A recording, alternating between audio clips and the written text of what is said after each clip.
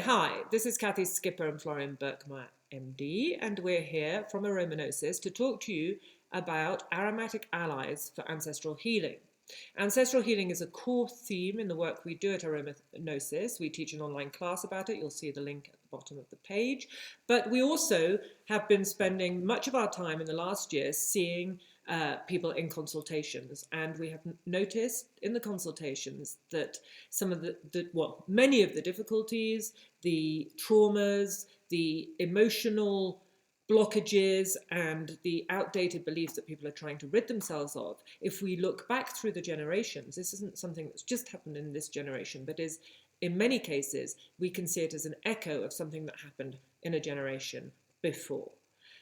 The other reason why ancestral healing is central to our work is that in my own healing journey as a wounded healer, I realized that my core wound and the thing that is holding me back most in life, it relates to my mother line. And in order to clear my mother line and get the energy flowing again so I could live my fullest life, I needed to go into great depth into ancestral healing of the mother line. For me, I have to admit, for many years, I wasn't very interested in my family history or ancestral line. And really, through Cathy's initiative and hard work, I realized that that lack of interest is actually a symptom of certain forms of transgenerational and historical trauma that I'll talk about a little bit later. And in the last few months, I've started working as a psychiatrist in the trenches again, seeing a lot of clients with trauma. And with this new knowledge and perspective, when I assess people and ask about the family history, it's amazing. The vast majority of people, like Cathy said, have incredible stories in their family line that really shape their current life. Related to that, I think I just had the experience again yesterday where I asked a client, well, is there any trauma in your family line? And the client said no, and then we got to talking some more about the client's work, and then she said, well, I kind of grew up in a cult and my parents were both mentally ill. And so I realized that you really have to listen to people's stories, not use labels like, did you have any trauma? Because often what you grow up with seems so normal and so everyday, and often it's everyday trauma, like growing up in a cult or having mentally ill parents, that we don't see it as traumatic because it's, quote, normal. So it's very important how we ask these questions. And taking this example that Florian's using, this was somebody he saw in the neuroscience place that he's working at, but we see this also in the clients that we see together. But taking that example of someone saying, oh no, but I was brought up in a cult and my parents were mentally ill, we wouldn't just stop there.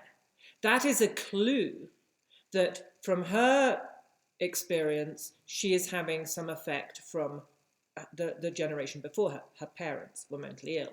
But then we carry on looking. And often what we will see is that her parents are mentally ill because there's a similar resonance or some form of echo that has come from the generation before that, and then the generation before that. So the aim is to actually get to the point where we are able to identify the moment at which the trauma began, because that's the whole of the line that needs to be cleared up until then.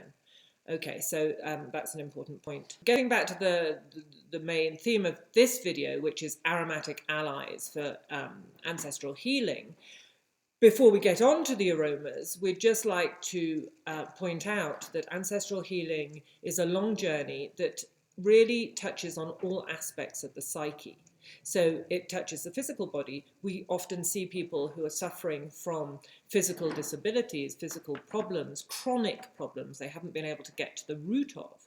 And sometimes that can be our way in to see how the chronic problem mirrors something that's come through the generations and that they're holding onto and are unable to get past. Do you want to say anything about the physical? Well, especially with chronic pain, many times chronic pain has to, and sort of strange pain that's hard to explain, quote, anatomically, is related to a person's personal trauma, and there's the notion of cellular memory.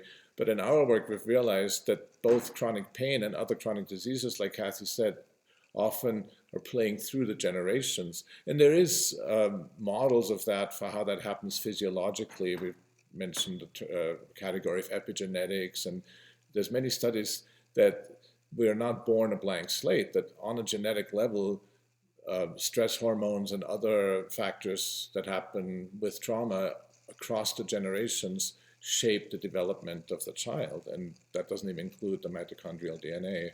And it doesn't have to be epigenetically. It could be that something is repeating itself in the person's material life. So it could be one of our clients was still living at the age of 55 in the flat that he started renting as a student, and he kept saying to us, "It's not really financial. There's something in me that doesn't believe that I merit or I could have a better home." And eventually, when we looked through his lineage, we found that his grandfather had gambled away the beautiful family farm that he and his cousins and his siblings and his uncles and everybody loved. So this idea of the home being squandered away, he didn't feel he could find his real home.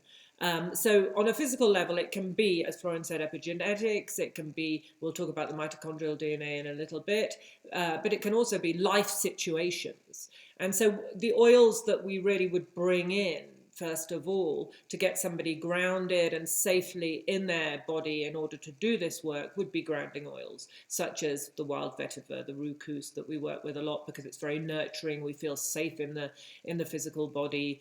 Angelica seed, because again, it's rooting, but at the same time enables us to work with all the other aspects of the psyche that we're going to talk about in a minute. The Indian valerian is an oil that we've just started working with to replace nard, but it anchors us, but at the same time enables the spiritual aspects of ourself to become integrated. So really what I'm trying to say here is that on a physical level, the person that you're working with needs to be grounded, or if it's yourself, you need to make sure that you're grounded, you're not dissociated, you're not suffering from anxiety in order to do this work. So the first step is grounding in the physical body in this lifetime. And that's extremely important because, as Cathy said, you can't do this work if you're not in your body and feeling something. So the idea is that dissociation, for example, we think of it as a psychological phenomenon, but one way to recognize it is for people to say, I don't really feel in my body, or I don't feel anything in my body. So it can be a very physical symptom for someone who's not psychologically minded, and people, again, may not know where that dissociation comes from, and it touches, the physical body and the other bodies. A couple other oils on the physical level I think I would mention, and they're not just on the physical level, but one thing that's very important is boundaries. I know labdanum is used in skincare, and I remember this, I don't know where I read it, but that the Sumerian warriors would cover their bodies in labdanum. So the idea that there's physical healing, and we even have a client that's using labdanum for a skin rash that is very persistent, so there's probably a psychological or transgeneration component there. So these are also a couple of oils you can use on the physical level. And, just as a starting point, which this video really is, you could just take a drop of one of the oils we've mentioned, and every morning before you get up, put a drop under your feet, and then a drop in between the hands and around your aura, in order to anchor yourself in your body in this lifetime, as we said. So moving on, the ancestral healing doesn't just happen on a physical level. The main areas of work with the ancestral healing is with the emotional body. Because what tends to happen is that we carry emotions that aren't necessarily our own, or that are emotions that have come through the traumas of our bloodline. And we feel like they're our own, and they make us do certain things and live certain experiences, but actually they have their root further back in the generations before us. So the emotional body is really important. It's not just important because these emotions come from prior generations. It's also important because they're clues to what's happening and what needs to be resolved in order for us to clear the energy in our bloodlines. So working with the emotional body is very important, and in a minute we'll talk about the oils that can help in order to do this. One thing that's really important to remember is all these bodies, we're conscious of part of them and we're unconscious of a lot of it. So with the emotional body, we may be aware of the emotions we're feeling or the emotional patterns, but there's also a lot that we're doing or embodying without even knowing it. So we need to pay attention to all of that. The other aspect of transgenerational traumas in the emotional body is the whole idea that emotions aren't important. You know, guys get told that. I think in European culture and American culture, it's like, oh, emotions aren't important. Focus on the whatever else, the facts, the thoughts. So these are all clues that when we see these patterns, not just in ourselves, but the question is really, where did they come from? The family, the community, the whole society. Those are all clues. So either we can, often people we see with our clients, I've seen in my own journey, we have anxiety. So we wake up every morning and there's this anxious feeling. Or it can be that we're denying the feelings and we might get into a sort of numbness, or even if it gets worse, a depression. And we really truly believe that anxiety, depression, feelings of overwhelm, feelings of suicide ideation, etc., that come from this emotional body are actually all have at their root trauma. So in terms of ancestral healing, what we're really looking at first before we can benefit from the legacies and the gifts of our ancestors is that we need to, as I said, clear the channel and work on the traumas that have come through, because they're the things that are blocking not only us, but the generations that have been involved in the trauma and have experienced the echo of the trauma through the generations. Everybody is blocked in some way. So that means that the ancestors are ghosts and not healthy ancestors, etc. I mean, it's too much to talk about in this video, but what I'm trying to say is that these emotions are actually extremely important for the healing work. And we always say to our clients, and I say it to myself, to feel is to heal. So what oils can we use in order to help us feel what wants to be felt and contact, as Florian said, the unconscious feelings that are there and are affecting us, but that we're not aware of? Do you want to talk about an oil, Flo? Well, the first one that comes to mind is really rose attar, because it opens the heart. It, again, for myself, having lived so much in my intellectual body, being made aware in this embracing, loving way of my emotional body is an epiphany. So that's a real foundational oil that just reminds us what it feels like to be in our emotional body and to cherish it. And there's a lot of support. So if it's scary to feel emotions, I can certainly relate to that when I was younger. Rose attar reminds us it's okay. The other oil that really comes to mind is galbanum, because it commits us. It commits us to the path. It's great for shadow work. It's really good at bringing up shadow issues. And there's also, it's a real doorway to the ancestors. Do you want to talk more about that? Yeah, well, what I'd like to say is that, yes, these are the oils, like we saw with the physical body, we need to anchor ourselves before we begin the work. Really, with the emotional body, we need to open the heart. We have to have self-compassion in order for the work to be effective. Otherwise, it'll just be more traumatic. So the rose is really important for that. The galbanum does work with helping us contact our ancestral strength, which we really need to do this work. We need to be coupled with our ancestors, which is why if you look at our course or some of our blogs, we talk a lot about building the ancestral altar, making this connection with the healthy ancestors. But in my own journey, one of the oils that I found extremely helpful was that in terms of the emotions, I was beginning, as I opened the doorways and started to realize that ancestral healing was at the heart of my core wound, my psyche took this on and said, okay, we're going to start to push up from the unconscious some of the things that have been hidden from you and that you've hidden from yourself and that have come through the line but haven't been made conscious, so that you can really start this journey. So don't forget that this journey works on all levels. So we need to work this inner knowing as much as we need to do, and we'll see in the mental body, we need to do the research on an outer level to couple with this. So the oil that really helped me do this, and it in a way was what made us integrate this into our work so much, this oil, was labdanum. It's an absolute. Florian can talk a little bit about it, but in terms of how it's made and what it was used for historically. But what's important, I think, in terms of the ancestral healing, is that this oil that works with the shadow and that really digs deep into our cellular memory so that we can release what's ready to come through, was so remarkably powerful that it actually gave me information that I'd been searching for all my life. And so it gave me this information. I was then able to journal with it. And these hunches, I call them hunches because they come from deep within, like a feeling, and then you need to birth them. So I journaled with them and I got this information. And then I would go and look intellectually and research for real information that backed up what was coming from the unconscious, and way and behold, there it was. But it was the unconscious, with the help of labdanum, that helped me to actually find the information before I got it validated, or do you say validated? Validated by looking to the outside and doing the actual research. So for me, you know, the vetiver, the rose, these are oils that are useful in all forms of healing. We need to be grounded. We need to have our heart open. But for ancestral healing, one of the key oils that you really shouldn't be without is labdanum. Labdanum is extremely powerful. We have a whole video about it that we did a few months ago. Just in brief, already the ancient Egyptians used it, not the essential oil, obviously, but the resin. And it's really very sophisticated spiritual technology.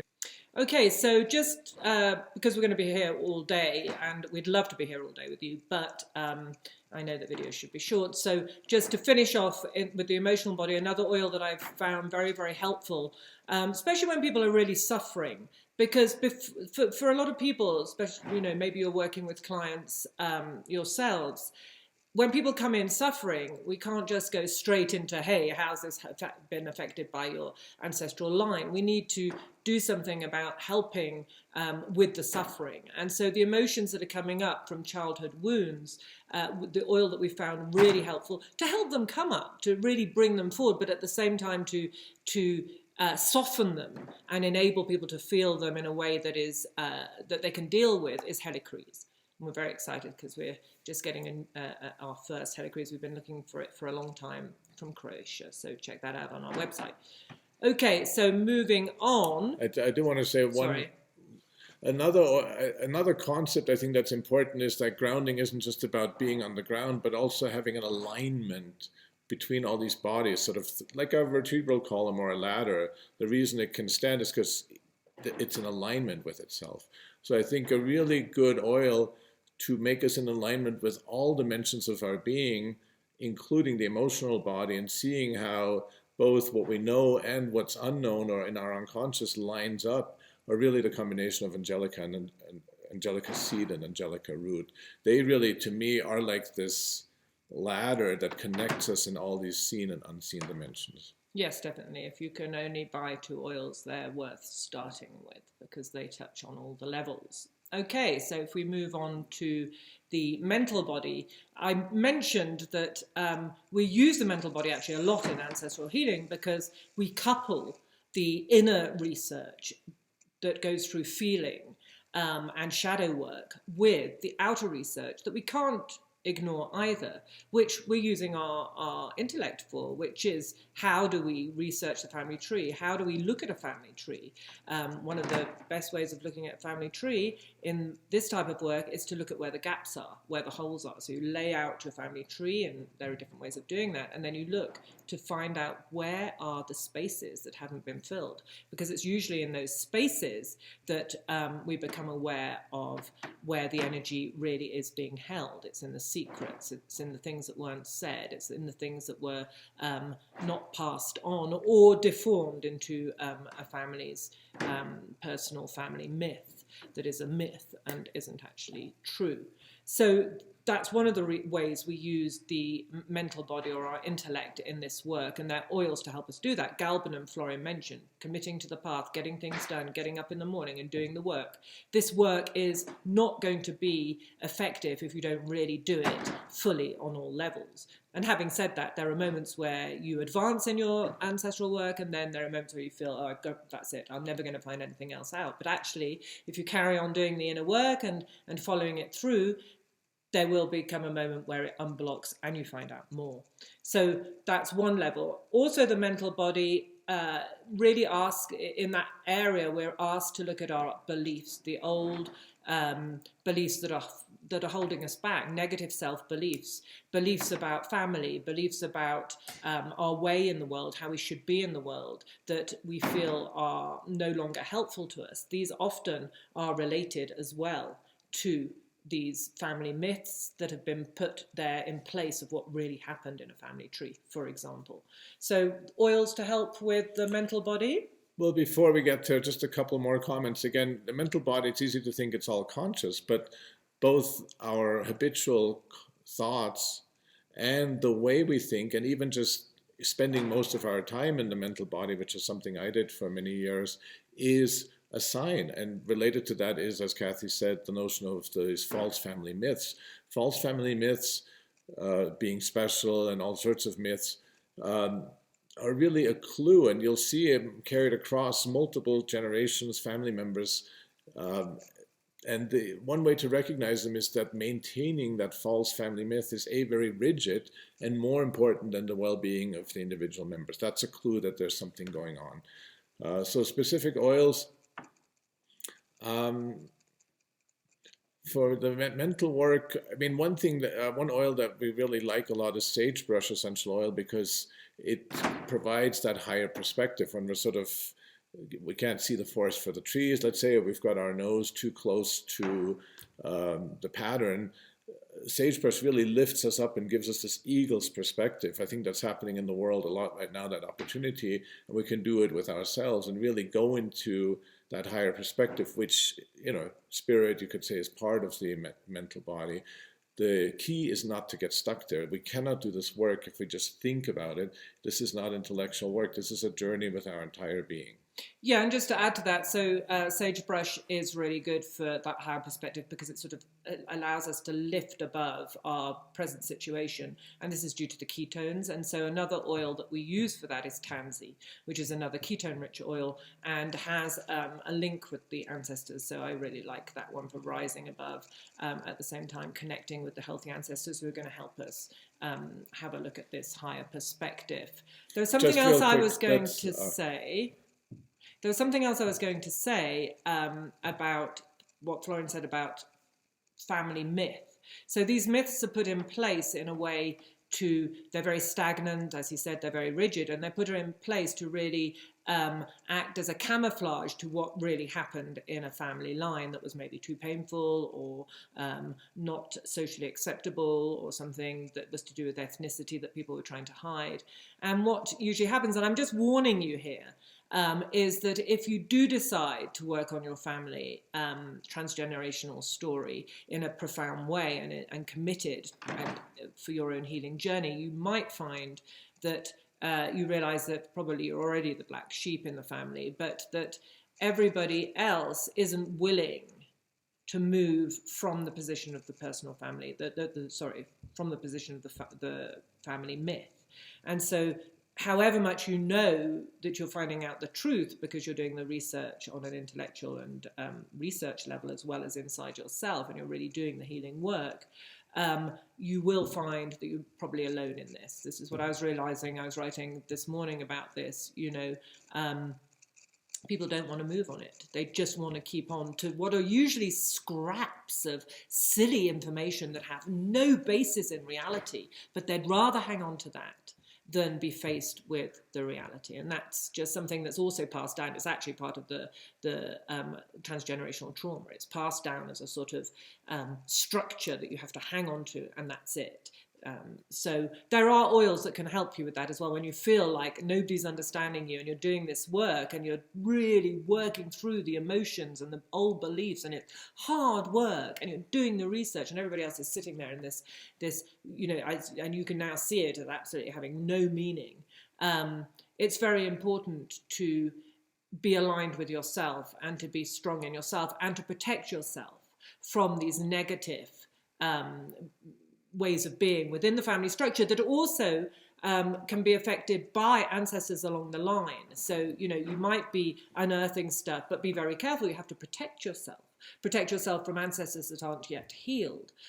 This is a big subject, and we cover it in the ancestral healing class, but the oil that I would say is very, very important in this work when you do start to sort of lift up the tombstones or and look underneath, is St. John's wort, and it is the protective oil and a plant. So you could even use it as a tincture, you could use it as a tea. We use it as an oil, have a beautiful oil of St. John's wort from France. It's quite a rare oil, but it enables you could just put a drop on, again, like the oil that we use for grounding, and put it around yourself, or just smell it when you're doing the work, when you feel you're going into these territories that are a bit dark, and ask it to protect you. It's called in France chasse diable, which means chasing the devil. So its whole being is about light. And the sun. So it really does bring the light in to protect you from any of the dark forces. You can read more about it on the Cathy Zattar's website. Just real quick about these resistances that Cathy talked about. They don't just happen within the family, they can happen in an entire society. Growing up in Austria and Vienna and seeing it again 30 years later, there are individuals that say we have to talk about the past, but as a culture, as widespread, like the air you breathe, is this attitude of, these are our really false stereotypes. People pick and choose their favorite stories from history to create this artificial and extremely rigid way of being and looking at themselves. So it can be a whole society, a whole community. Sometimes when then members of that community try to leave, there's a lot of effort made to either cut them off completely or bring them back by any means necessary. So these are, again, clues about that the whole society can have false myths in order to, as a reaction or to hide historical traumas. Okay, so the next level of the psyche that this work touches is the spiritual body. And in a way, the work that we lead you on in the ancestral healing class, which is journeying, the work that we do, all these aspects we do in the healing class, but a big part of it is also journeying to work with your ancestors, to discover what's been happening in your lines, and to really connect with your clan, what I call the ancestral clan on the mother line, which is your healthy ancestors. This is all on the spiritual level. We're not meeting them in an embodied form, we're meeting them in spirit. So it's very important to work with this aspect of yourself to strengthen the spiritual body. By one of the ways of doing this is being very aware of your dreams, being aware of your higher perceptions. So when you're in nature, just tuning in, listening very carefully to that tiny little voice, which is actually your higher self. And that voice has become tiny because all the other voices have dominated through the way we've been educated, media, society. But actually that voice inside, we need to get stronger, because that's where you're going to really connect with life on a spiritual level. And we believe in this work that these invisible realms are as important, and if not more so, and they have a huge effect on our lives. It's just that because we can't measure them under a microscope, that generally as a society we've decided that they aren't as important. But in this work, they are probably more important than the other levels of our existence. And that's really a clue. I think our society, through trauma and through being traumatizing, has devalued the spiritual body, so that many people think, oh, I don't believe in all that, I don't have a spirit. And that is another clue, not just within families, but with the entire society. Another term for this is this, what Paul Levy calls, and he wasn't the first to coin it, but wetiko, which is the soul sickness where we feel cut off. That is, again, a direct trauma of a colonizing patriarchal culture to destroy that connectedness we have to everything. And as we inherit trauma, we inherit this non-spiritual worldview. So it's even people who don't think they have a spirit, of course, have a spirit. And it is another clue, another sign, another symptom of the family trauma and the entire cultural trauma. So the main oil that I would suggest, if you were going to get some oils to use with this work, the main oil would be marigold. So that's Tagetes erecta. And it's an oil that we've chosen for this work and worked with it a lot. I was so pleased when we found it, because the Aztecs used the marigold way before the Mexicans and the Day of the Dead. They had their own Day of the Dead, which actually it wasn't in November, it was in August. And so this is thousands of years old of humans using this plant as a light. So the plant makes, I mean, if you've seen the film Coco, you'll have seen it in this film, because it's very, and it's also very juste. It's used in the right way. So the Aztecs used it, and then it's used in the Day of the Dead as this, it lights up the path so that you can connect with your ancestors. So in Coco, it lit up the path so the ancestors could come back down for the Day of the Dead and enjoy the party. In our work, we use it to guide us when we're going on these spiritual journeys to meet up with our healthy ancestral guide who's waiting for us. I mean, I really know deep inside myself, and I've seen it many times with our consultations, that our ancestors are waiting for us. I feel them. I work with my ancestors every day. They saved my life. My connection with my mother line is, and I believe everybody's connection with their mother line is primordial to individual and global healing. And so what marigold does is it helps people to initially make that connection.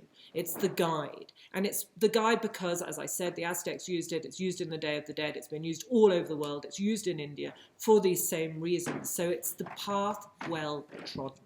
When a plant's been used for thousands of years for the same thing, then that plant knows exactly what it's doing and what the humans need from it. So working hand in hand with marigold for the spiritual aspects of journeying to connect with your ancestors is, for me, we had labdanum as the main plant for shadow, and here we have marigold as the main plant for journeying to connect with your ancestors.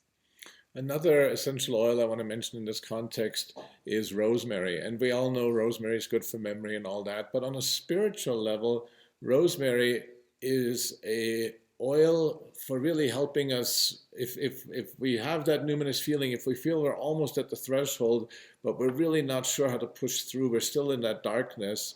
The name rosemary comes from the Latin ros marinus, the dew of the sea. And rosemary is really like the Venus born from the sea foam. It's at that intersection between matter and spirit, and it really brings grace. So when someone's ready to really feel, but they can't quite get there, in addition to all the other properties of rosemary, rosemary brings us that grace that can really help us take the next step. So I think it's a great ally in the spiritual realm. All aspects of the psyche that we've mentioned so far have an unconscious aspect to them, as Florian's already mentioned. And not only, we talked about labdanum, obviously, and being able to unearth these unconscious aspects that are going to help us on our journey of ancestral healing, but also in the unconscious are the gifts and the legacies that come from the ancestral healing journey. And I just want to point out that these are huge, but in my experience, we can't really fully honor and accept and own the gifts that we get through our line until we've cleared it. So it's very, very important to work with these oils and to work through the journey, which can take some years, of clearing the ancestral line before you can fully, the gift at the end is the legacies and the gifts that you get from your people.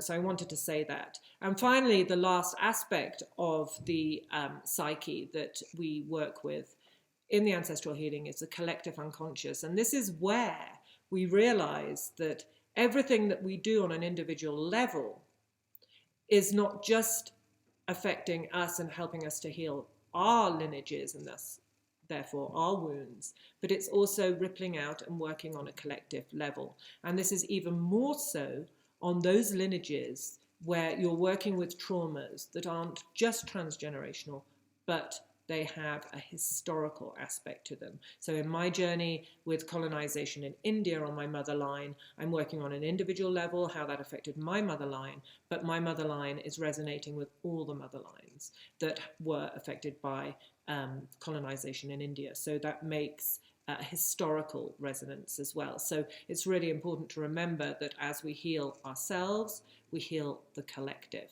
And I think on that level, there are different aspects of or different tonalities of healing that need to be done. So I know that my mother line, were victims of colonization. And I'm holding both the colonizer and the colonized within my blood, but the mother line, which is my anchor, were the victims. So I really had to work with this energy of victim that I was carrying and seeing everything as if I was a victim because I was carrying it. And there are other aspects to the collective historical trauma healing, which are the opposite of victim, and that is perpetrator. And that's where Florian's been doing a lot of work. So again, as Cathy said, there's the individual family traumas and the transgenerational historical traumas. In my case, growing up in Austria, and again, the first doorway was saying, I'm not interested, and then realizing, wait a minute, that is actually a symptom of what's called transgenerational perpetrator trauma. And false family myths and this rigidity is another symptom of transgenerational perpetrator trauma. Another thing you see is often impaired individuation separation, that the family is often overly enmeshed. These are all clues for this transgenerational perpetrator trauma. And again, the reaction when you start digging up the truth, and we have to remember that this is not just something that each family individually tried to brush under the rug, but really the entire society. And it's really mind-boggling. But one way you can recognize you're going in the right direction is by the resistance you feel from family members that either stop talking to you or disagree with you, and the whole society sort of says, oh, that was so long ago, we don't talk about that. These are all clues. So we just touched on a few of the oils that have helped us. There are many more, but as I said, we don't want to go on forever, but there are two things I'd like to end on. One is, this is a wounded healer's journey. If you choose to really deeply commit yourself to ancestral healing work and clearing your lineage, you'll find that it's a long journey. It's very rewarding, but it's also, very demanding. And so one oil that we always come back to in this type of work that, like the Angelica seed and the root, touches all levels of the being, yarrow does too. So yarrow touches all levels of our being, and it also creates a boundary of safety in which we can work, and keeps us from leaking out our energy or our energy being taken by others. And in the ancestral healing work, it's the same in any group work. Once you start to sort of work with the ancestors, you have to be very careful with whom you work with. So that's why we talk about the healthy ancestors, and you have to protect yourself from the forces that aren't yet healed. So we talked about St. John's wort. Yarrow is another great one for boundaries. So with yarrow, what I'm reminded of is this mantra, don't believe everything you think. I realized that a lot of what I thought I was thinking was these programmed false family myths. So the hopeful, as hard as this path is and as long as it takes, to me it's a very hopeful path. It's easy to get overwhelmed and feel hopeless in trying to change the outside world, but we can always work on ourselves. And a lot of these traumas that we've inherited, we're transforming in ourselves. So this, to me, gives me hope. We can always work on ourselves. And I believe, just to finish, that if you do decide to do this work, then you are the shaman of your line. And in order to be a shaman, you need to have tools. So we've talked about some of the tools that are useful, the aromatic tools. And if you join us on our blog, sign up for our newsletter, or come online to some of our classes, then obviously we'll talk in more detail about the tools we've already mentioned and many more of the tools that we use in this work. Thank you for joining us, and we'll see you next time. Lots of love. Bye.